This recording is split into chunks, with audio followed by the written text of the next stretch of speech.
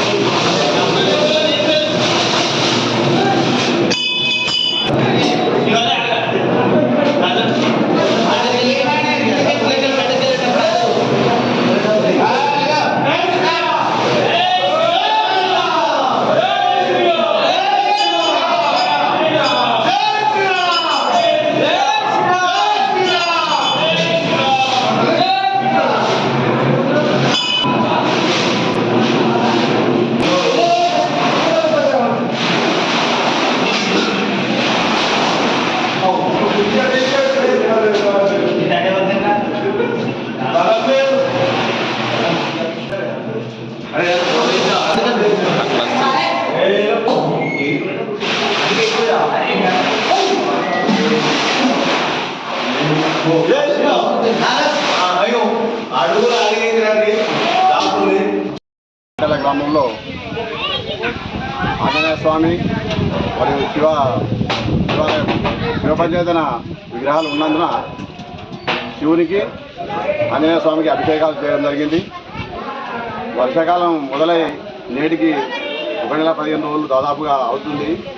అయినా కానీ పెద్ద వర్షాలు పడక భారీ వర్షాలు లేక రైతులు ఇబ్బందులతో పురాస పంటలు కానీ కావచ్చు, వరి నాళ్ళు కూడా ఏటకొచ్చాయి, వేయకుండా వేసుడు అవుతుంది. అందుకని ఈ కార్తీలోనన్నా భారీ వర్షాలు పడి రైతులు సమృద్ధిగా చెరువు కుంటలు నిండుగా నిండి పంటలు వేయాలని కోరుకుంటూ పూజలు చేయడం జరిగింది. పశుపక్షాదులు, ప్రజలు, రైతులు అన్ని వర్గాల వారికి కూడా మంచి వర్షాలు పడితే ఈ సంవత్సరము సంతోషంగా ఉంటారని కోరుకుంటూ పూజలు చేయడం. దీనికి సందర్భంగా గ్రామస్తులందరూ కూడా సహకరించి అందరూ ఆ నీళ్లు పోయడానికి వచ్చినందుకు కూడా, అభిషేకానికి వచ్చినందుకు కూడా అందరికీ కూడా కృతజ్ఞతలు తెలుపుతున్నాము. ఈ తర్వాత రేపు వనభోజనాలకు వెళ్ళడం జరుగుతుంది.